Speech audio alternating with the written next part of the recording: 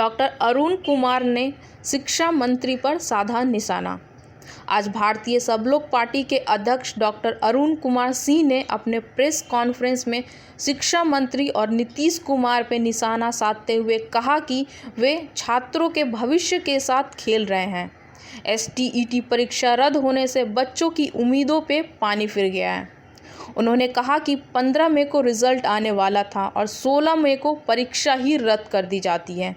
ये सुशासन बाबू का कैसा खेल है। उन्होंने भ्रष्टाचार का आरोप लगाते हुए कहा कि कोरोना के कारण उनकी कमाई नहीं हुई, इसलिए परीक्षा को रद्द कर दी गई। वहीं SSC दरोगा का रिजल्ट आ गया था क्योंकि उसमें उनकी कमाई भरपूर हुई थी।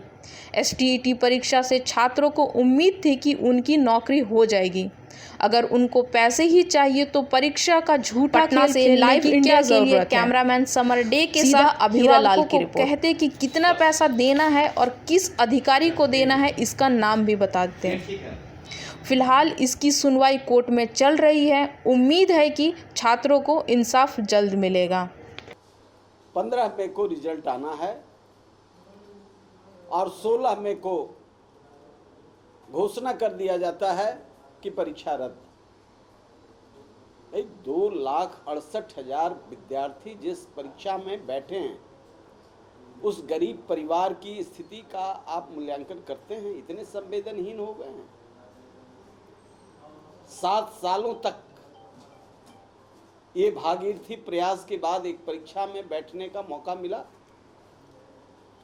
लगातार उम्मीद में बैठ करके संघर्ष करता हुआ नौजवान 7 साल के समय का कोई मतलब नहीं है। जब परीक्षा देते हैं तो परीक्षा कंडक्ट कराने वाले कहते हैं बेहतर परीक्षा, और एकाएक 15 को रिजल्ट आना है और 16 मई को रद्द कर दिया जाता है। ऐसी सूचना हमको भी आ रही थी कि यह रिजल्ट नहीं हो पाएगा। क्यों नहीं हो पाएगा? इसलिए कि कोरोना का पीरियड है।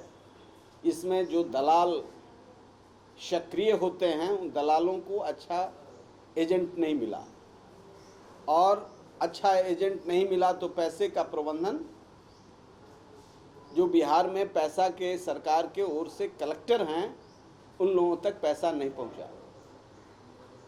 तो 15 तक कहीं सुगबुगाहट नहीं थी। अंत में हुआ कि इसको पुनः परीक्षा में डाल दिया जाए।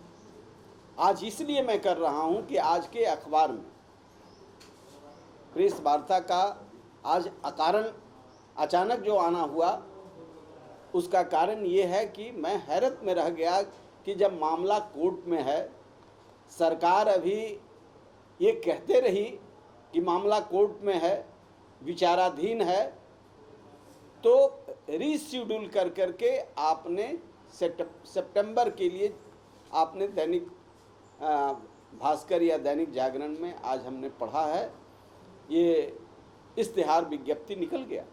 संभावित डेट, यह भी संभावित डेट है।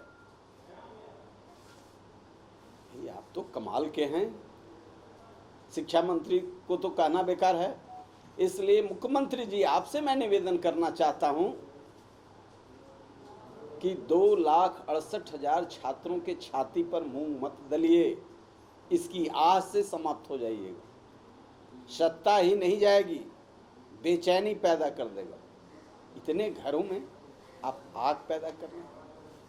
37,000 नौजवानों को नौकरी मिलती और ये बच्चों के जीवन को संवारते। यह बेहतर परीक्षा हुआ था, और इस परीक्षा का संचालन इस बार